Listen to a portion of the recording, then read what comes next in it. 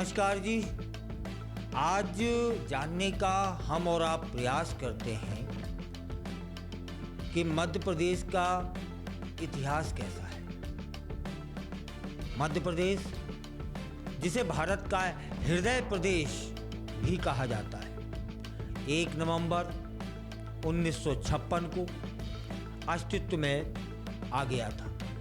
इसके गठन के साथ ही राज्य सरकार की राजनीतिक और प्रशासनिक यात्रा शुरू हो गई थी। समय के साथ मध्य प्रदेश ने कई राजनीतिक बदलाव देखे और यहाँ की सरकार ने विभिन्न सामाजिक आर्थिक सुधारों को अपनाया।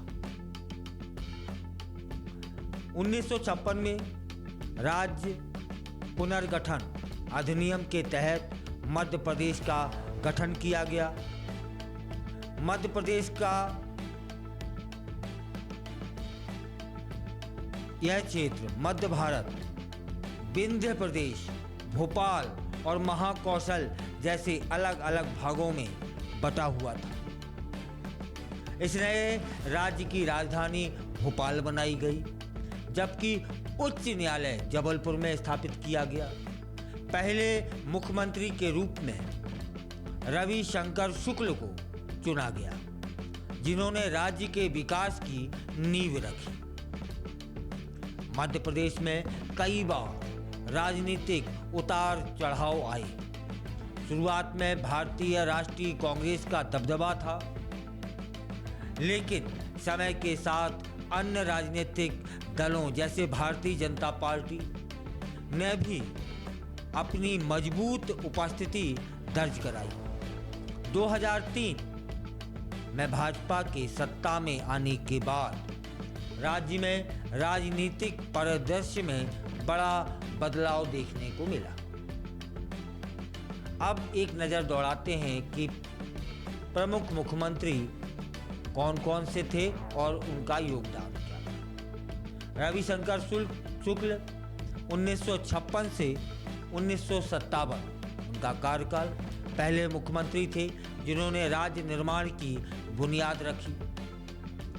द्वारका प्रसाद जी मिश्रा 1963 से 1967 तक का उनका कार्यकाल रहा। शिक्षा और प्रशासनिक सुधारों पर उन्होंने जोर दिया था। अर्जुन सिंह जी 1980 से 1985 तक औद्योगिकीकरण और सामाजिक न्याय की दिशा में उन्होंने महत्वपूर्ण कार्य किए थे। दिग्विजय सिंह, जिनका कार्यकाल 1993 से 2003 तक रहा, ग्रामीण विकास और पंचायती राज व्यवस्था को मजबूत किया था उन्होंने। इसके बाद शिवराज सिंह चौहान, जिनका कार्यकाल 2005 से 2018 तक रहा, और इससे पूर्व उमा भारती जी भी मध्य प्रदेश की मुख्यमंत्री रही। तो शिवराज सिंह चौहान, जिनका कार्यकाल 2005 से 2018 एक रहा, और 2020 से 2023 किसान कल्याण और सामाजिक योजनाओं पर उन्होंने विशेष ध्यान दिया था। इसी बीच मुख्यमंत्री और पार्टी का बदलाव होता है। कमलनाथ जी आते हैं, जो 2018 से 2020 तक उनका कार्यकाल रहा। आर्थिक सुधार और निवेश प्रोत्साहन के लिए उन्होंने काम किया था। वर्तमान सरकार राज्य के विकास को लेकर नई नीतियों पर कार्य कर रही है और इस समय के मुख्यमंत्री हैं डॉक्टर मोहन यादव। एक नज़र प्रशासनिक ढांचे पर डालते हैं कि मध्य प्रदेश सरकार भारतीय संविधान के तहत कार्य करती है।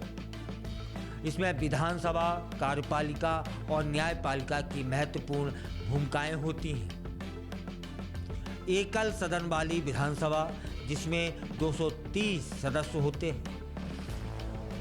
कार्यपालिका में मुख्यमंत्री, राज्यपाल और मंत्रिपरिषद प्रशासनिक जिम्मेदारियां निभाते हैं।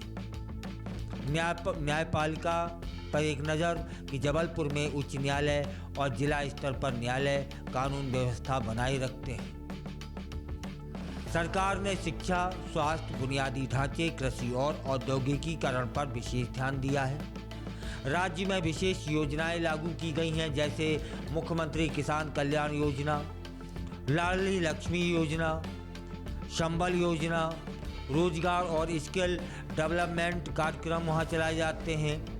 मध्य प्रदेश सरकार की ऐतिहासिक यात्रा कई उपलब्धियों और चुनौतियों से भरी रही है, किसी की भी सरकार रही हो।